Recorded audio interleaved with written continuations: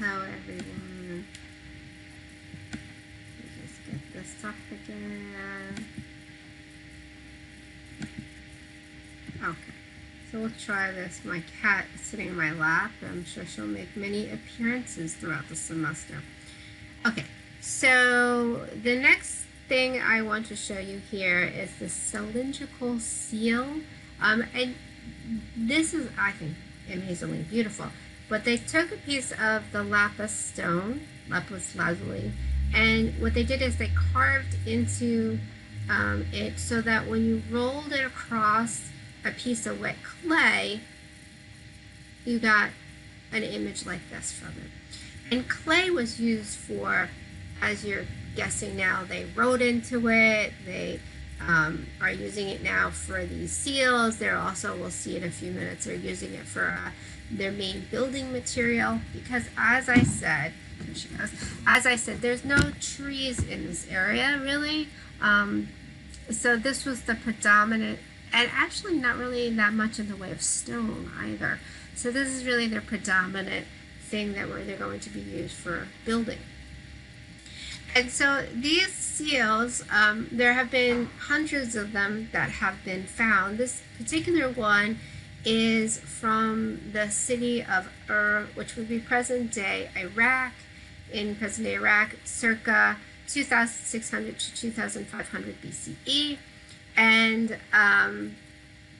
what they would do is they're not always using such a precious stone as lapis lazuli, sometimes alabaster or other stones, but they're going to use this as a way of a signature. So I buy something from you, this is your, or I have an agreement with you, you roll this across the wet clay, I let the clay dry, and then this is the proof that you said you were doing such and such, or that you were giving me such and such. And so this was an early form of, you know, like a signature on a written piece of paper. Or today we don't even use that on a computer, right? What I'm showing you here is from the area of Ur, and it's circa 2600 to 2500 BCE, and it's a piece of wood, and in the wood is inlaid shell and lapis and red limestone and all these different things. And again, we have these bands which are technically called registers, and if we look at the bands, there's a couple of things to point out. I have a video up on this one, so you should watch the video, but I'll point a couple of things out. The tallest person in all of these bands is the central figure here, and he is the king. And this is why he is bigger. Not that he was physically bigger in reality, but the size of somebody in this art is shown. The bigger you are, the more important you were. And he's also right in the center and highest here in the top band. Next to him are some of his soldiers, and then we have these donkeys, and it's very interesting in a lot of this art how they show animals one in front of another to pull these carts or chariots. Sometimes they begin to look like one animal with all these heads and legs. It's kind of strange, but this is in fact three or four donkeys and a soldier with this chariot behind him.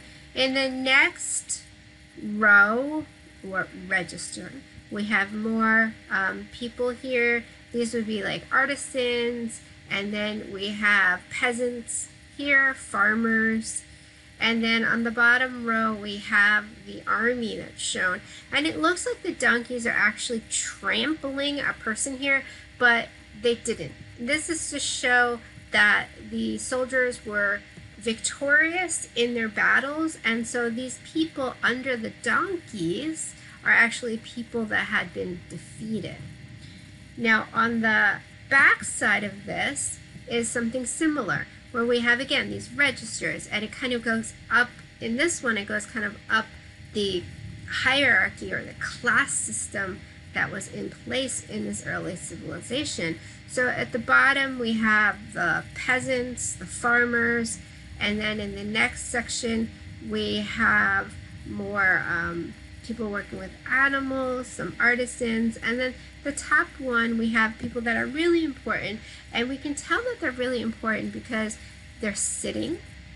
And look at the size of this person in relationship to the size of the person serving this person. So if this person were to stand up, it would look like a very small child. But that's not the case. It's just that this person is more important. And I bet you can pick out where the king is in this one, right? He's here. His head again touches the very top here. He is taller and bigger than anyone else that is shown. And if you watch the video, another thing that's pointed out that's very unusual and kind of interesting is that the chair legs all have one leg that is an animal leg, which is, I think, really unusual.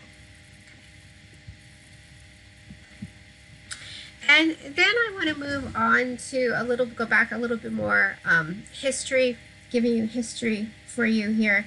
So we have, during the Sumerian period, a people known as the Akkadians had settled north of Uruk.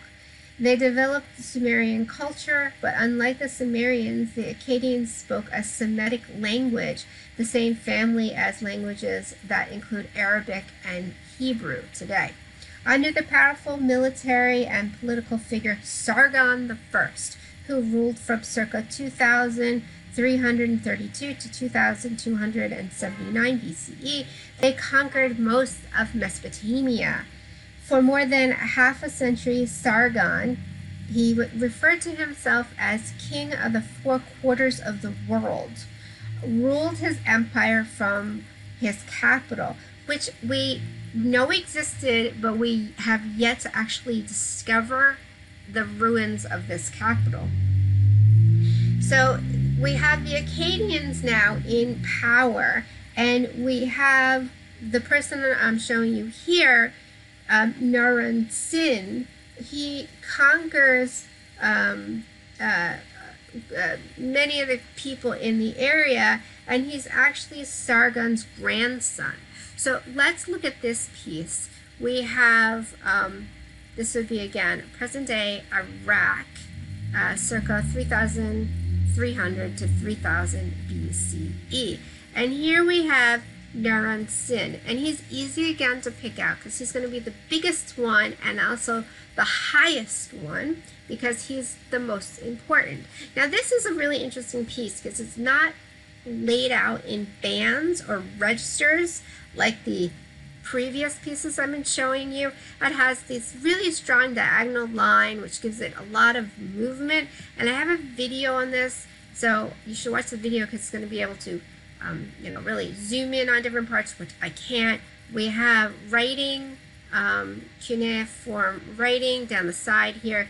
We have a sun up here. These early civilizations, which relied very heavily on agriculture, often the most important god was the sun god. So we have Naram Sin in direct relationship to the sun god, in fact claiming he was a descendant of the sun god. And he wears this very special hat or helmet here, which is showing that he has this relationship to the gods. He is actually, we have one of his poor victims here has this spear through its neck. We have another victim he's standing on who is already dead. And we have this guy over here pleading as he's trying to get away, please do not kill me, right? So we have this scene that's played out. We also have this kind of composite imagery that is shown in the figure here. If you remember back, I talked about the composite image of the bull from the Hall of Bulls in the Lascaux Caves in the south of France, where it had like the horn looked like it was coming out of its forehead. And I explained that it is a image that shows more than one perspective. So we can really say that this is kind of a composite image as well, because we have the torso that's turned frontally towards us. We have then the legs that are twisted, so they are shown from profile, It's hard to make out, but the head also kind of looks more like a three-quarter or a profile that is shown. And most of the figures are shown this way. So we have these composite images, like I said, that we'll see again and again throughout the Near East here and then down into Egyptian art, because this is really going to give you the most amount of information about these people or about the figure that's being shown. So this is why they're depicted in this kind of stiff, very unnaturalistic way that one might stand. Okay, so watch the video. It gives you some different information than what I just gave you now. And like I said, it can really zoom in on different parts of this piece, which I am unable to do with this video technology that I have.